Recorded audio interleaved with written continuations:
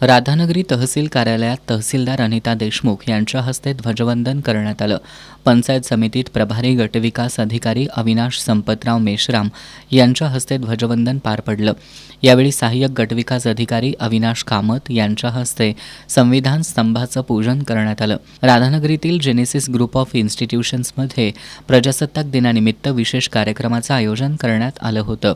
या ठिकाणी इनरव्हिल क्लब म्हापसाच्या अध्यक्षा वनिता फळारी यांच्या हस्ते ध्वजारोहण करण्यात आलं. यावेळी फार्मसी, नर्सिंग आणि ज्युनियर कॉलेजच्या विद्यार्थ्यांनी डॉक्टर बाबासाहेब आंबेडकर, भारतीय लोकशाही आणि भारतीय राज्यघटना या विषयांवर मनोगत व्यक्त केली.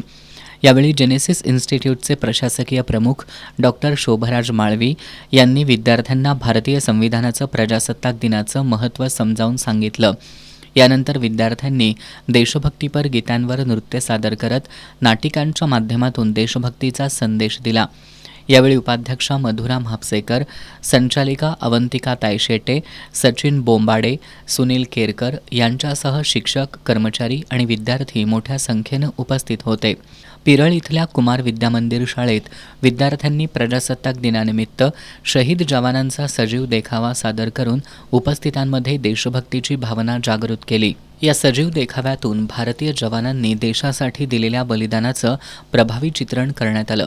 यावेळी सरपंच अस्मिता पाटील, उपसरपंच राणी पाटील, मुख्याध्यापक प्रकाश चौगले, शाळा व्यवस्थापन समिती अध्यक्ष सुशांत पाटील, प्राध्यापक कृष्णात कांबळे, ग्रामपंचायत सदस्य, आजी माजी पदाधिकारी आणि ग्रामस्थ उपस्थित होते.